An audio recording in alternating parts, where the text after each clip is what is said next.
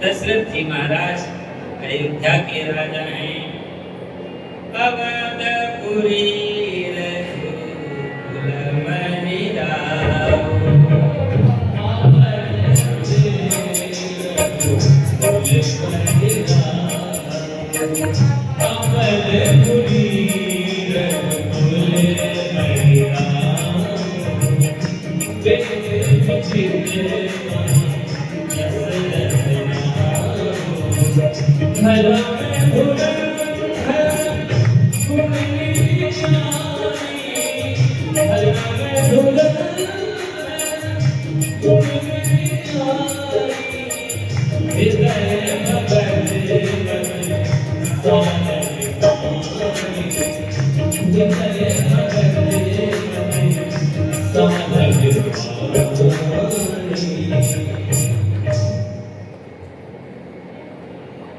अयोध्या के महाराज श्री दशरथ जी हैं। वेद विदित ही दशरथ नाम, ये वेद विदित हैं, मतलब वेद ही दशरथ के रूप में अयोध्या में शासन कर रहे हैं। तो साक्षात वेद ही दशरथ बन करके आए हैं, तो भगवान को भी पुत्र बन करके वहां आना है। जो कौशल्यादी रानी है, सब पतिव्रता हैं, अपने पति के अनुकूल चलने वाली हैं और सब भक्तिमती हैं, भगवान श्री हरि की उपासना करने वाली हैं। महाराज दशरथ की अवस्था कितनी हो गई? 60,000 वर्ष व्यतीत हो गया, कोई संतान नहीं हुई। एक बार भुवती बनवाई भरे बुलानी बोले सुनाई, इस पर भी महात्मा बड़े विचित्र विचित्र व्याख्यान करते हैं, परंतु हम तो नाम ही लेंगे अभी, क्योंकि समय में बंधे पड़े हैं। महाराज दशरथ को चिंता हुई, ग्लानि हुई कि मेरे कोई संतान नहीं है। वशिष्ठ जी महाराज के चरणों में जाकर के प्रणाम किया है, अपना दुख सुख निवेदन किया है। वशिष्ठ ने समझाया कि महाराज बने, आप यहाँ एक नहीं 4 रूपों में भगवान आएंगे। वशिष्ठ ने श्रृंगी ऋषि को बुलवाया है और पुत्रेष्टि आया है। पुत्रेष्टि यज्ञ संपन्न होने पर यज्ञ देवता चरु लेकर के प्रकट हुए हैं और श्रृंगी ऋषि के हाथ में वह चरु दिया है। श्रृंगी ऋषि ने उस चरु को दशरथ जी महाराज को प्रदान किए हैं और बांटने की विधि बताई है।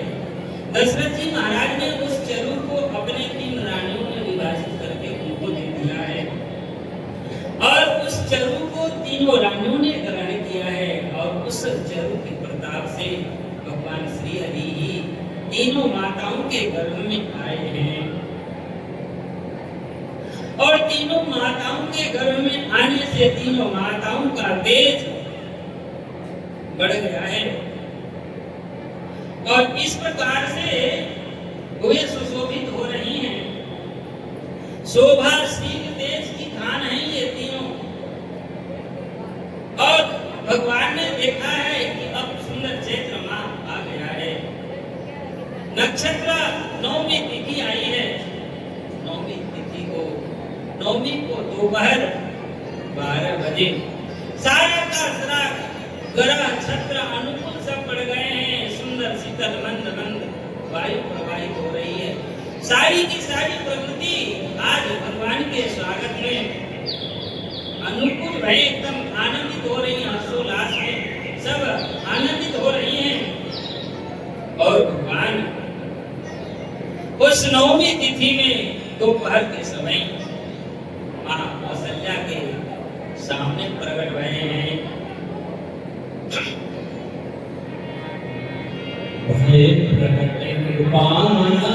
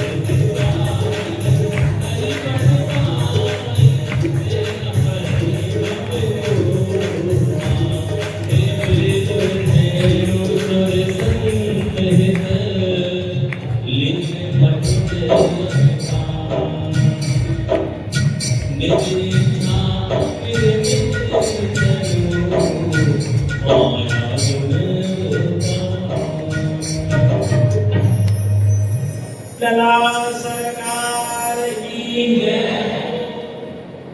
भगवान श्री रामभद्र माँ कौशल्या के सूतिकागार में कौशल्या के सामने प्रकट हो गए और पीताम्बर पहने भरे हैं।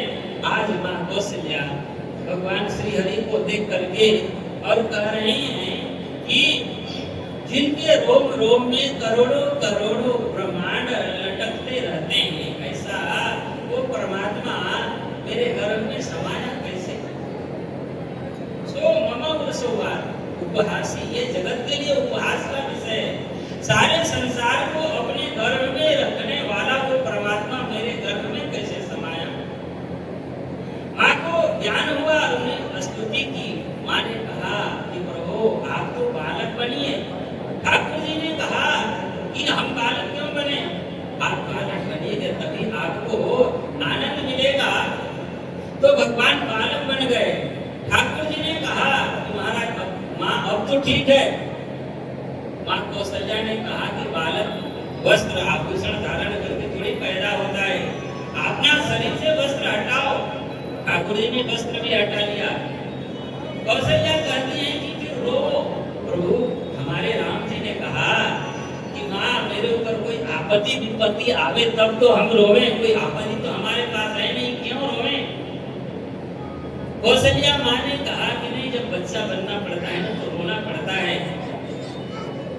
तो माँ की प्रसन्नता के लिए भगवान ने रोना टाल दिया। चलो आप लोगों की प्रसन्नता है, भक्तों की प्रसन्नता है, तो मुझे रोने में भी कोई दिक्कत नहीं है। एक दो बधाई के बाद फिर कृष्ण की ओर चलेंगे। रामचंद्र भगवान की जय। आप लोग बड़ी प्रेम से ताली भावना से राम की सरकार पर आवाज में जिनकी बधाई डालें, तब चलेगी। ओ आईने सखिया रे अजी बधैया बाजे